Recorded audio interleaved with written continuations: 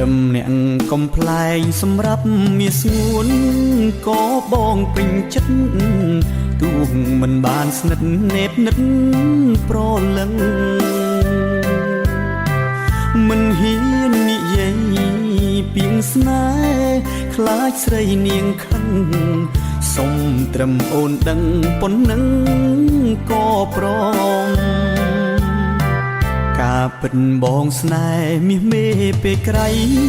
ស្នេហ៍ពេញហង្រតីមេឃដីសាកសីក្តីស្នេហ៍ខ្ញុំផងតែសូមកុំអោ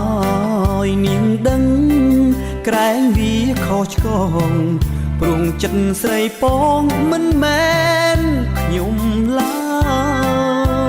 យស្នេហ៍ស្នងបេះដូងទោសមនិញក្តីស្នេហ៍បែក